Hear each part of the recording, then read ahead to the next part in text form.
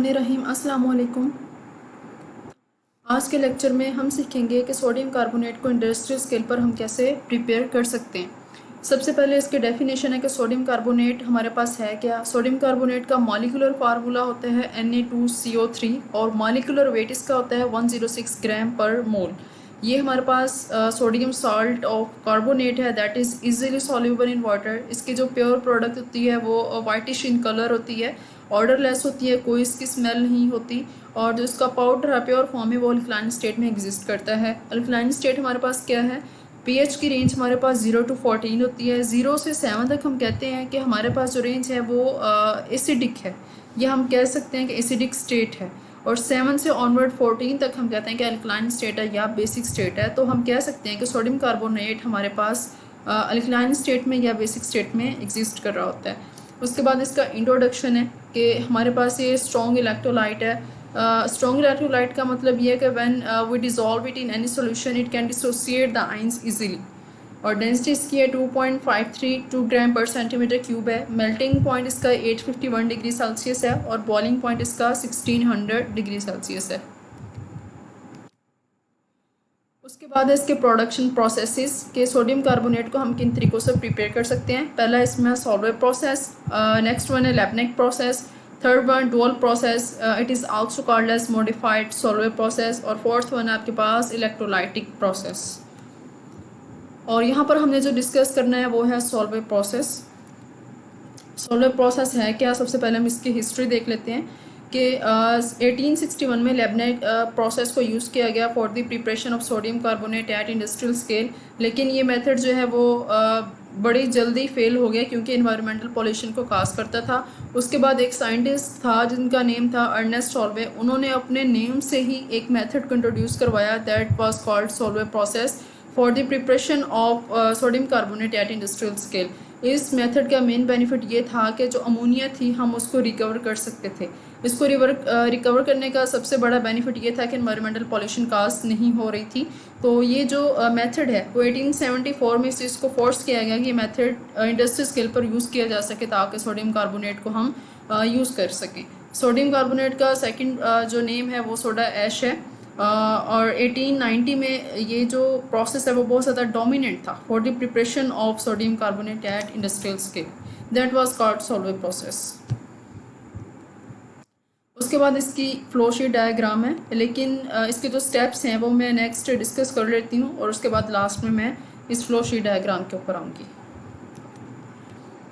उसके बाद है कंपोनेंट ऑफ सोलर प्रोसेस के सोलर प्रोसेस के अंदर कौन कौन से कंपोनेंट्स होते हैं। पहला इसमें ammoniation tower, next one is carbonation tower और you can say solver tower, third one lime kiln और फोर्थ वन आपके पास है ammonia recovery tower. Raw materials कौन से यूज़ होते हैं, इसमें आपके पास यूज़ होता है sodium chloride, calcium carbonate also called as limestone, ammonia use होती है, कोल फॉर फ्यूल और कॉक यूज़ होती है, और जो इसमें एक और चीज़ यूज़ होती है वो है आपके पास वाटर। उसके बाद है कि स्टेप्स कौन कौन से इन्वॉल्व हैं in solar process for the synthesis of sodium carbonate. पहला है इसमें प्रिपरेशन ऑफ ब्राइन। ब्राइन क्या है, हमारे पास solution of sodium chloride in water, और जो वाटर के अंदर सोडियम क्लोराइड का सोल्यूशन बनेगा ये सैचुरेटेड होगा। सैचुरेटेड सोल्यूशन कौन सा होता है कि सोडियम क्लोराइड को आपने वाटर के अंदर डिज़ोल्व करना है, और तब तक डिज़ोल्व करना है जब सोडियम क्लोराइड वाटर के अंदर मज़ीद डिज़ोल्व होना बंद हो जाए। तो हम इसको कह सकते हैं कि हमारे पास जो सोल्यूशन है वो सैचुरेटेड है। सोल्यूशन बन गया, ब्राइन सोल्यूशन आपके पास प्रिपेयर हो गया। उसके बाद आपने क्या करना है, इसको प्योरीफाई करना है।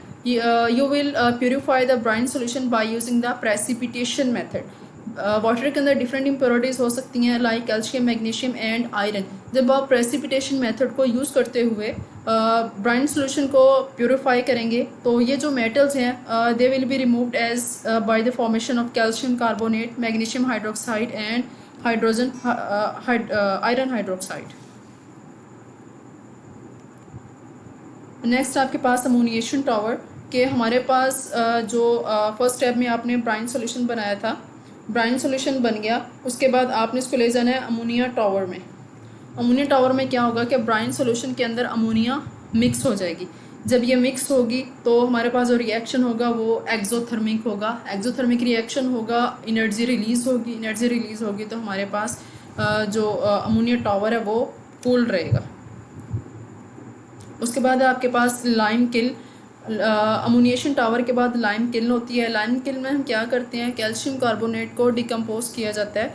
जब वो डिकम्पोज होता है तो हमारे पास बनती है carbon dioxide and calcium oxide. उसके बाद हमारे पास कार्बोनेटिंग टावर।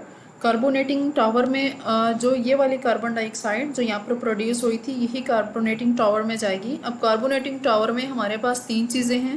पहली आपके पास है ब्राइन सॉल्यूशन है। उसके बाद आपके पास जो अमोनिया आपने ऐड की थी अमोनिएटेड टावर से वो होगी। और थर्ड चीज़ आपके पास कार्बन डाइऑक्साइड। अब कार्बन डाइऑक्साइड ने सबसे पहले रिएक्ट करना है वाटर के साथ to form bicarbonate. Weak acid बनेगा आपके पास बाइकार्बोनेट और एक हाइड्रोजन आयन बनेगा।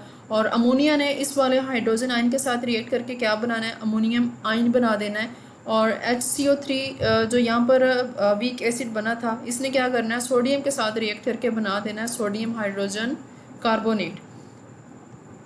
इसके बाद है आपके पास सोडियम हाइड्रोजन कार्बोनेट के अंदर जो सोडियम है वो एक्सेस क्वांटिटी में है तो ये NaHCO3 का सोल्यूशन जो है उसके प्रेसिपिटेट्स बन जाएंगे।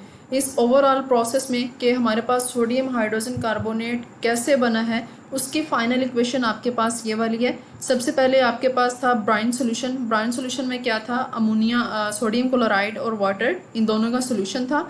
और उसके बाद आपने अमोनिएशन टावर से इसमें अमोनिया ऐड की थी। और इसके बाद ये कार्बोनेटिंग टावर से कार्बोनेटिंग टावर में गया, वहाँ से इसमें कार्बन डाइऑक्साइड को ऐड किया गया। अब आपके पास टोटल 4 चीज़ें हैं। पहली है आपके पास सोडियम क्लोराइड है, वाटर है, उसके बाद अमोनिया आई है, फिर है कार्बन डाइऑक्साइड।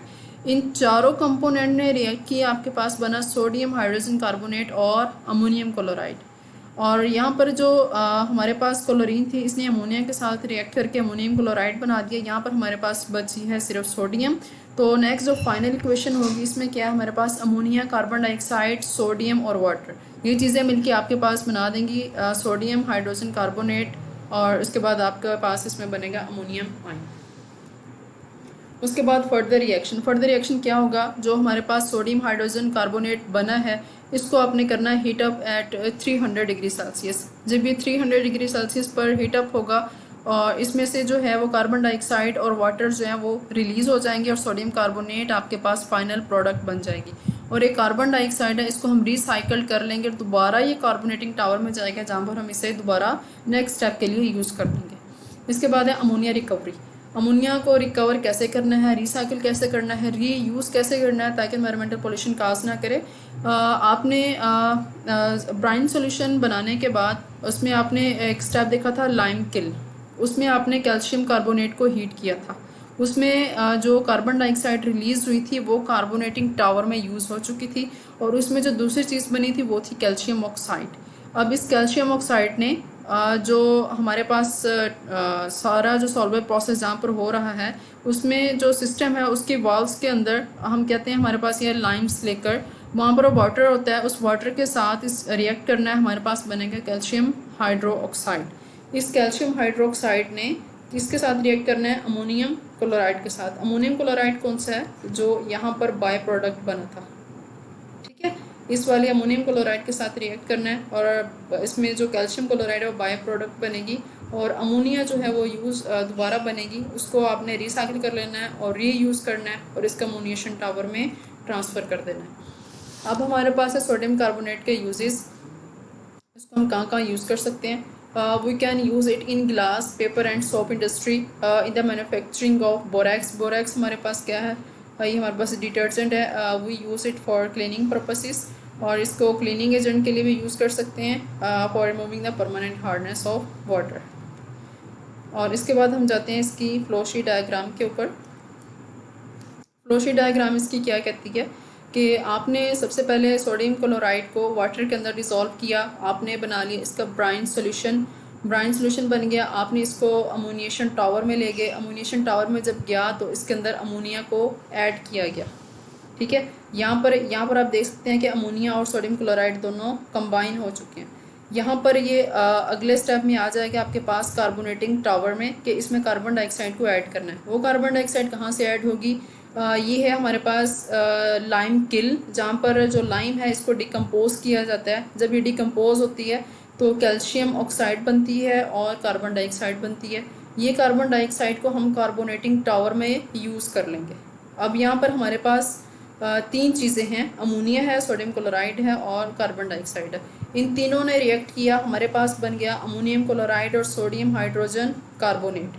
अमोनियम क्लोराइड हमारे पास एक बाय प्रोडक्ट है, सोडियम हाइड्रोजन कार्बोनेट है। इसको हमने क्या करना है, फ़िल्टर कर लेना है। फ़िल्टर करने के बाद इसको हीट करना है। हीट करेंगे तो हमारे पास सोडियम कार्बोनेट हमारी जो प्रोडक्ट है वो बन जाएगी। यहाँ से जो ये जो अमोनियम क्लोराइड था इसने रिएक्ट करना है किसके साथ, ये जो लाइम किल में कैल्शियम कार्बोनेट को डिकम्पोज किया था इसमें बनी थी कार्बन डाइऑक्साइड जो कार्बोनेटिंग टावर में गई थी। और जो इसमें जो दूसरी प्रोडक्ट बनी थी वो थी कैल्शियम ऑक्साइड। इस कैल्शियम ऑक्साइड ने स्लेट के साथ स्लेट लाइम के साथ रिएक्ट करना है। उसके बाद ये बनेगी कैल्शियम हाइड्रोक्साइड। स्लेट लाइम में वाटर होता है, ये कैल्शियम ऑक्साइड इस वाटर के साथ रिएक्ट करके कैल्शियम हाइड्रोक्साइड बन जाएगा। इस वाले कैल्शियम हाइड्रोक्साइड ने इस वाले अमोनियम क्लोराइड के साथ रिएक्ट करना है। इसमें आपके पास जो प्रोडक्ट बाय प्रोडक्ट बनेगी वो है कैल्शियम कार्बोनेट और दूसरी बनेगी अमोनिया। और इस वाली अमोनिया को आप दोबारा यहाँ पे अमोनिएशन टावर में यूज़ कर लेंगे। आज के लिए इतना ही, थैंक यू।